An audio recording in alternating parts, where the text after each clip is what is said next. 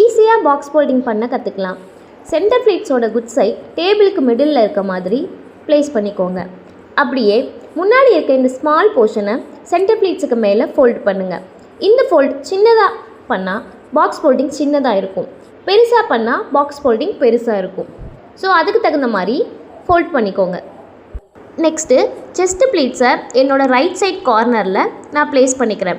எல்லோரும் middle place பண்ணிவிட்டு box folding சரியாக வரலன்னு சொல்லுவாங்க. நெக்ஸ்ட்டு கீழே உள்ள ஃபோல்டிங்கை கைட்லைனாக வச்சு என்னோடய ரைட் அண்ட் லெஃப்ட் ஹேண்டை ஹோல்ட் பண்ணி அந்த பார்ட்டை அப்படியே ஃப்ரண்ட்டில் கீழே விடுறேன்.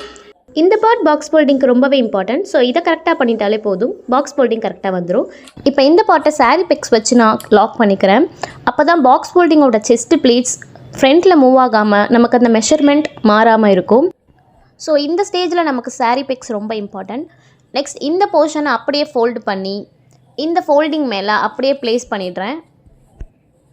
நெக்ஸ்ட்டு என்னோடய ரைட் சைட் கார்னரில் பார்டர் வரைக்கும் இருக்க பார்ட்டை அப்படியே நான் ஃபோல்ட் பண்ணிக்கிறேன். தென் என்னோடய லெஃப்ட் சைட் கார்னரில் உள்ள போர்ஷனை ஃபஸ்ட் ஆஃப் ஒரு ஃபோல்டிங்கும் அதை கைட்லைனாக வச்சு செகண்ட் ஆஃப் ஒரு ஃபோல்டிங்கும் பண்ணிக்கிறேன். இப்போ பாக்ஸ் ஃபோல்டிங் நீட்டாக வந்துருச்சு. நெக்ஸ்ட்டு பல்லு ப்ளீட்ஸ் எப்படி ஃபோல்ட் பண்ணுறதுன்னு பார்க்கலாம். பல்லு பார்ட்ஸை ஃப்ரண்ட்டில் கொண்டு வந்து அதை டபுளாக ஃபோல்ட் பண்ணி செஸ்ட் ப்ளீட்ஸோட போர்ஷனை லிஃப்ட் பண்ணால் நமக்கு ஒரு ஸ்பேஸ் கிடைக்கும். அதில் ஃபோல்ட் பண்ணி அப்படியே செட் பண்ணிடலாம். அவ்வளோதாங்க, பக்காவான பாக்ஸ் ஃபோல்டிங் நமக்கு வந்துருச்சு. இந்த மாதிரி அப்டேட்ஸ்க்காக என்னோடய பேஜை ஃபாலோ பண்ணிக்கோங்க. நெக்ஸ்ட்டு ஹேங்கர் ஃபோல்டிங் எப்படின்னு கற்றுக்கணுன்னா கமெண்ட்டில் நெக்ஸ்ட்டுன்னு கமெண்ட் பண்ணுங்கள். நெக்ஸ்ட் வீடியோவோட வரேன். பாய்.